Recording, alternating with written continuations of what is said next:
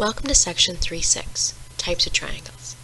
We're going to be working on class on page 145 to 147, number 2, and 6 through 12. The objective of this lesson is to name the various types and parts of the triangles, and then use them, of course, in proof.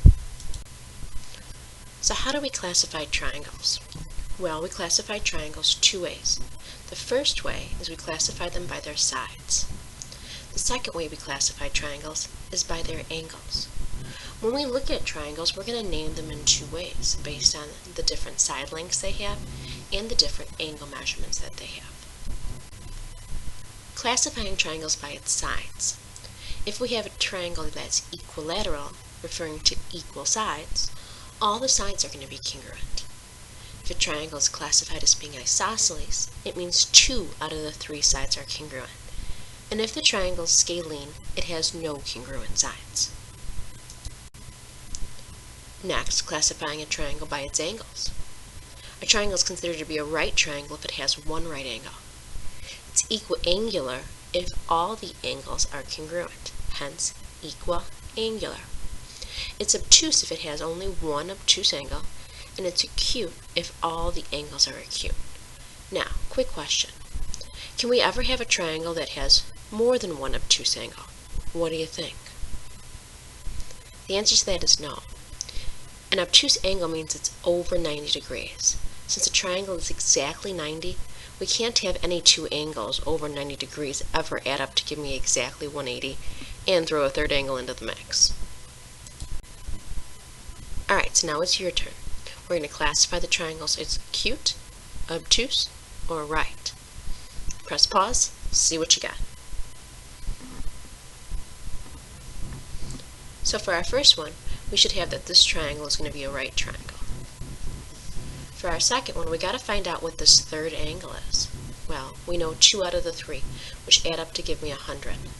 When I subtract from 180 degrees, that leaves me with an 80-degree angle left. You got to know all 3 angles here. So we know by looking at those 3 angles that this triangle is definitely be acute. In our last one, I see that it has one obtuse angle, therefore my triangle is going to be obtuse. Alright, so now some more vocab words.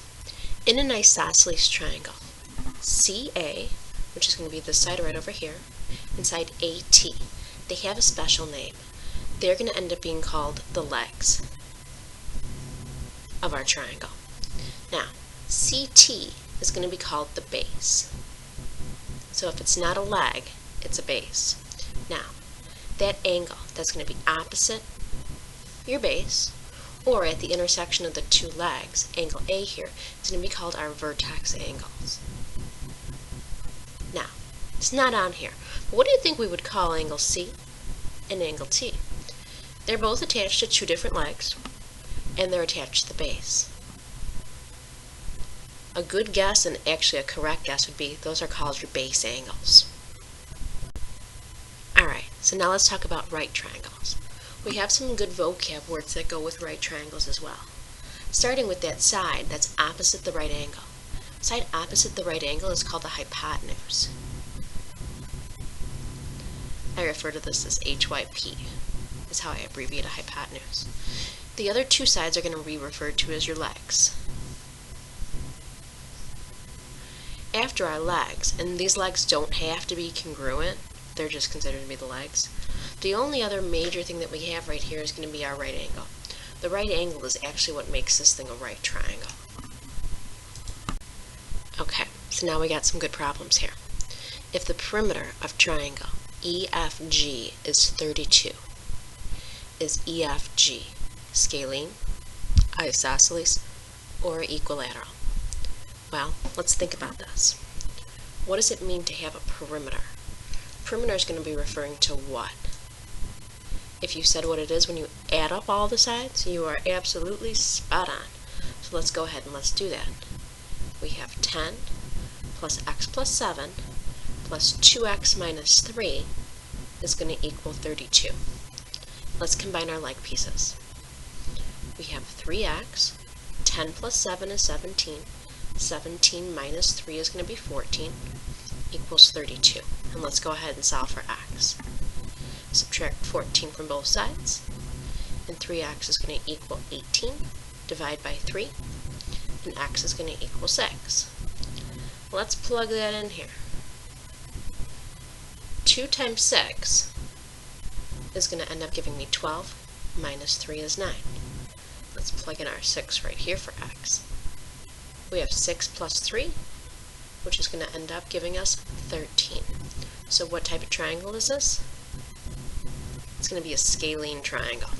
You definitely had to solve for x, so you couldn't just guess, because we didn't know if any of these sides were actually going to be equal to 10 in the long run. And now the good stuff, the stuff you've all been waiting for, I'm sure. We're given circle O. We're trying to prove that COD is isosceles. Ugh. Well, let's think about this. What do we need for a triangle to be isosceles? What defines it as being isosceles? It has two congruent sides. We got a circle. What do you know happens in a circle? They have all congruent radii, and I think I got my solution. Here we go. Statements, reasons are given. Circle O. It's given to me. Because that center of that circle is O. I know that OC is congruent to OD. Why? All radii are congruent. Drawn in my tick marks, and lo and behold, we have a triangle with two equal sides. That means it's isosceles. We're going straight to our proof. This is easy. Triangle COD is isosceles. My abbreviation for isosceles is ISOSC. The reason, not definition of isosceles. Don't go there. We've got to describe what's happening. If a triangle has two congruent sides, it's isosceles. Beautiful. Nothing bad about that one, right? So our next proof. I want you to try this one on your own. Let's see what we got. Given angle 1 is congruent to angle 3, 2 is congruent to 4, and JP is congruent to PO, we're trying to prove that triangle KMP is isosceles. Now, try this on your own. Press pause. Again, if you need a little help, start playing it, but try and finish it up on your own. Let's see what you got. Alright, so here we go. We got a lot going in our picture, so I'm definitely going to be using some colors here. I look at that and, oh my goodness, what is going on here? I got triangles galore. I got a little triangle with bow ties. That won't give me nothing. Besides, not smushed between the angles then. I got this middle triangle here, and I got some overlaps. How many of you saw that? I'm going to go over my overlap. I'm going to go over the first one here in pink. And the second one I'm going to go over here in orange. Oh, I see that overlap coming to life here. I love it. Alright, now, I got a lot going on. I'm not going to be able to deal with this. Let's pull out those triangles, starting with my orange one. I have O, I have M, and I have K. Now, definite tick marks I got that angle 2, which is at the corner, has a double tick mark on it. I'm going to draw out my pink one. So I have J, I have K, and I got M. And I see at the corner down here, I have a double on that M. Beautiful. Now, let's look at the big picture here. Let's look at that corner K on the pink triangle. It's a combination of a 1 and a 2 tick mark. Same thing on the orange. The corner by M here, it's a combination of a 1 and a 2 tick mark. So let's go ahead and add up those angles. And I'm going to end up saying that angle JKM is congruent to angle OMK. The reason is addition. I'm going to be putting those markings in. So I'm going to have a triple coming there at K. So it's that big angle here, the combination. The same thing over here at M. I'm going to put a triple over there as well. Now, I did that so I didn't forget about it. Next, I have that overlap on the bottom here. So let's go ahead and say that. We got KM is going to be congruent to KM. The reason, reflexive. Let's mark that in here. And let's mark it in on our original picture as well.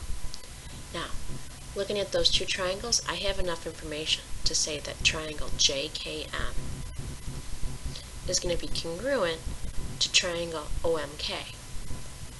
The reason? I have two congruent angles and the side is smashed between. Angle, side, angle. Now, I'm trying to prove that this middle triangle in here is going to be isosceles, which means I have to have two congruent sides. What's going to help me in my pink triangle and my orange triangle, and I'm talking full sides, to get me closer to saying it's isosceles? Well, I'm going to say that JM is congruent to OK. CPCTC. Now I'm going to go over those in some neon colors. So here's JM. And first thing I notice about JM is I already got a tick mark on there, so I know I can do a subtraction. My other one, here's my OK. And again, I got a tick mark here, so I got another subtraction. That's going to be my next step. I'm going to say that PM is congruent to PK by subtraction. Put my markings in. Alright,